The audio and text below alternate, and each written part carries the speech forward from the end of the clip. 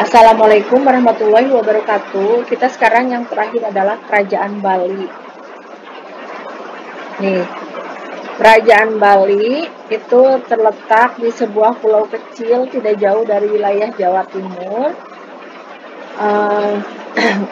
Ini ada beberapa periode kerajaan yang pernah berkuasa di sini ya. Ada namanya Kerajaan Bedulu pada masa periode Warmadewa, kemudian Samprangan periode Majapahit, kemudian Kerajaan Gelgel dan Kelungkung. Nah, pada masa Kelungkung ini ada 9 kerajaan yang berkuasa ya. Nah, kalian perhatikan sumber sejarahnya banyak ya, ada Prasasti Kalkuta. Ini Prasasti Kalkuta menjadi salah satu sumber juga bagi kerajaan Medang Kamulan. Di situ ada silsilah dari Airlangga. Airlangga ini adalah putra dari kerajaan Bali yang pernah dijelaskan ya. Kemudian ada Prasasti Belanjong, Prasasti Panglapuan, Prasasti Gunung Penulisan, kemudian ada 28 prasasti anak bungsu, kemudian Candi Padas juga di Gunung Kawi, Pura Sakti, Candi Mengening, dan Candi Wasan. Kehidupan politik. Kerajaan Bali berdiri pada abad ke-8 hingga abad ke-14 yang berpusat di Pejeng atau Bedulu Gianyar. Pemerintahannya kerap berganti-ganti disebabkan adanya pertikaian antara kerajaan yang saling memperebutkan daerah kekuasaan. Kemungkinan Bali pada mulanya adalah kerajaan berdahulu yang kemudian dilanjutkan oleh kerajaan Majapahit. Namun setelah Majapahit runtuh, kerajaan Gelgel mengambil alih kerajaan dan dilanjutkan oleh kerajaan Kelungkung. Pada masa Raja Kelungkung banyak terjadi perpecahan yang mengakibatkan terpecahnya kerajaan Kelungkung menjadi 8 buah kerajaan kecil yang disebut dengan Swapraja.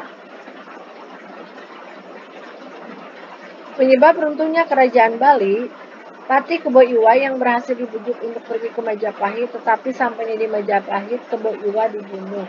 Kemudian Patih Gajah Mada berpura-pura menyerah dan minta diadakan perundingan di Bali. Lalu ia menangkap Raja Bali yaitu Gajah Wakra sehingga kerajaan Bali dikuasai oleh kerajaan Majapahit.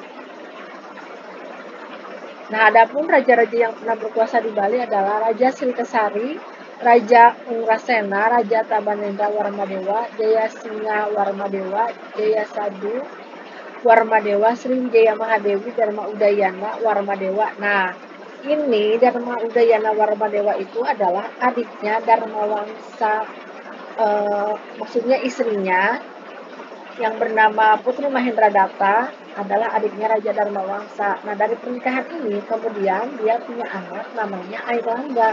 Airlangga ini punya anak Udayana ini punya anak 3 ya. Yang pertama Airlangga, yang kedua ini Marakata, yang ketiga anak Wungsu. Nah, karena Airlangga sudah diangkat raja oleh mertuanya di tanah Jawa, akhirnya Udayana mengangkat adiknya dan Mawangsawardhana Marakata sebagai pengganti dia.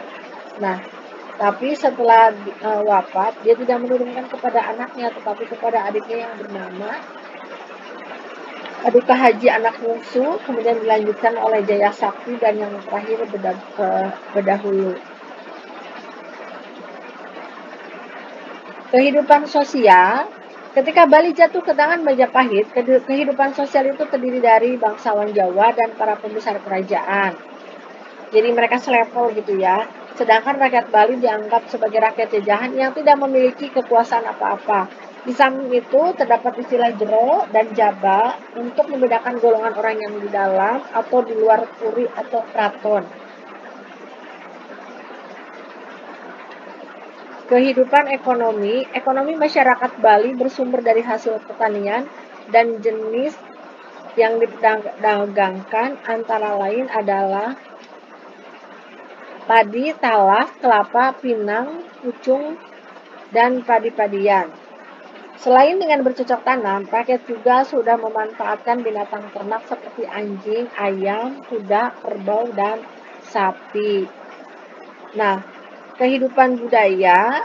Terdapat beberapa landasan dalam struktur kehidupan masyarakat Bali di masa kerajaan Bali kuno, yaitu kesenian dibedakan atas kesenian keraton serta kesenian rakyat. Ada beberapa jenis seni yang ada pada kehidupan masyarakat Bali pada masa itu.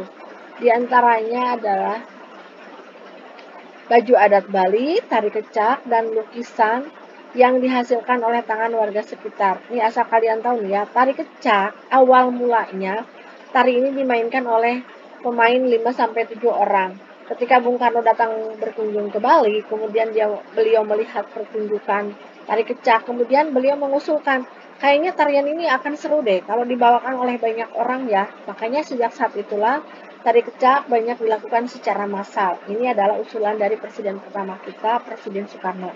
Oke, cukup sekian. Terima kasih sudah mengikuti materi Ibu sampai tuntas Kerajaan Hindu dan Buddha ya.